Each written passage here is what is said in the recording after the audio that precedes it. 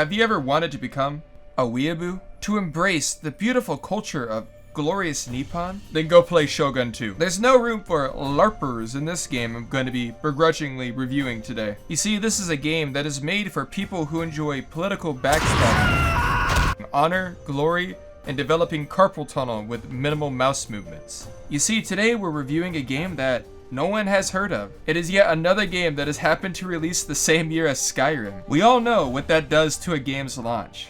I am of course talking about the game Sengoku. You'll notice its cover art looks suspiciously similar to EU3 Divine Wind, the expansion pack. It is confirmed canon that the developers of Divine Wind, they liked Japan so much they decided to make a whole game based on it. In a way, it's a spiritual successor to a DLC for EU3, but you would be wrong. In fact, Sengoku was developed in late 2010 in a collective fever dream by 7 Scandinavian men. When they woke up the next morning from their collective dream state, the game was finished. They took one look at it and realized that their subconscious was trying to cope with the PTSD of developing Divine Wind expansion pack. Their bosses took one look at it and said it was good enough to ship. Paradox even said they would use the profits of the game to pay for the 7 men to receive immediate psychiatric help. However, the game did not sell well at all, and so the 7 Scandinavian men succumbed to their mental health crisis and now reside in a mental institute in Stockholm. The torment they went through there, well, it's actually documented quite well. If you've ever played the game Cry of Fear, the story is about them. I actually tried to write this down in the Paradox wiki for Sengoku, but they just refused to allow my info to stay upon the page. Despite what the skeptics have said, and what they have said about my claims specifically, I have found a Swedish guy, and he has confirmed everything I said. Of course, everything that Mr. Dinosaur Stanley has told you is completely true and factual.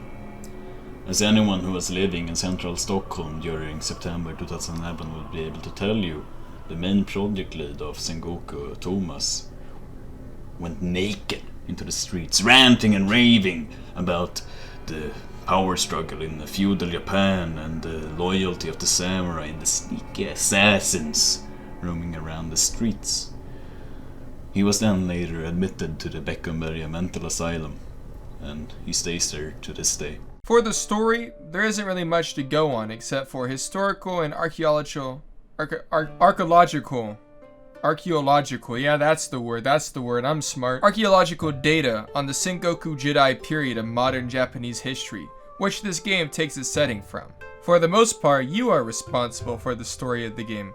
Will you participate in the era's increased trade with the Chinese markets? Will you seek the expansion of your own lands and political turmoil of the times? Will you decide to invent catgirls so Japan can avoid a future declining birth rate? Only you can decide. I mean, Sengoku is really just a sandbox for you to play in. Now for the gameplay, what do you do when Oblivion's notorious NPC dialogue is put into an obscure map game? There is no solution.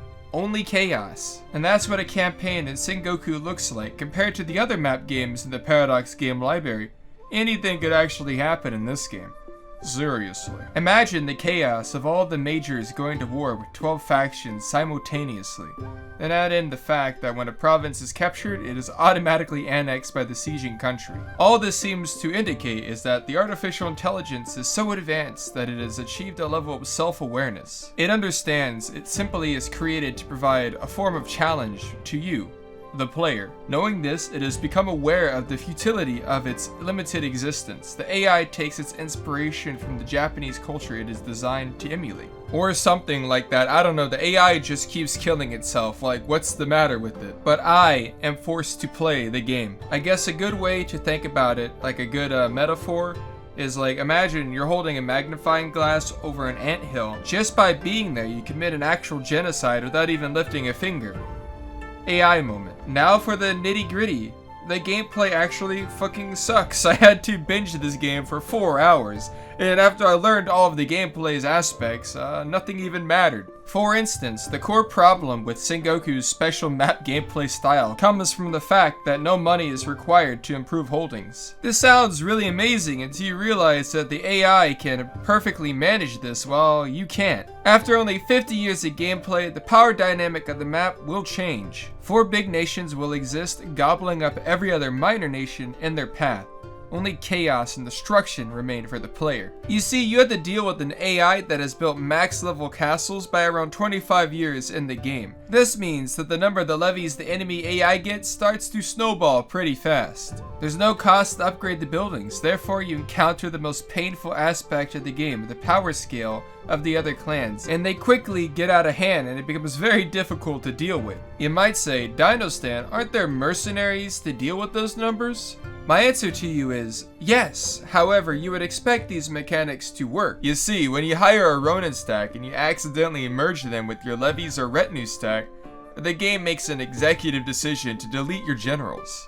The only fix to this issue is to restart the game. However, this means that it will happen again. In fact, it is guaranteed to happen because the game wasn't properly bug fixed. Another confusing theme in this game is the terrain modifier. How does it work? I can't give you an exact answer. Sengoku deals with this mechanic by listing the percentage of each terrain type in every province. I assume the one highlighted in green is the terrain type, but I'm not sure. There are a lot of provinces that actually don't have any terrain type highlighted in green, so you might say, well, maybe it has a terrain type, it's just not listed. Or maybe it's just random chance, I don't know, but sometimes you get stuck in eternal ghost battles where pips are firing off left and right, but no casualties happen. So the terrain might be fucked, I don't know. The only casualties that were taken were from Attrition, which takes me to my next point, Attrition.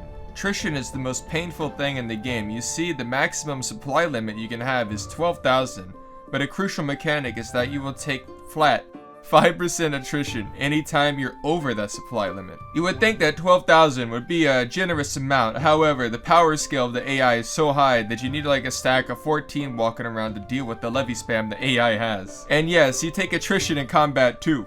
Another thing is the weather. It affects supply limit, so what I'm trying to say is your levies and retinues are fucked. They're fucking dead. That's all I want to say. Another thing is revolts. The game has some interesting revolt mechanics. You see, I haven't talked about the faction system yet. In Sengoku, there are 3 religious factions: Shinto, Buddhist, and Christian.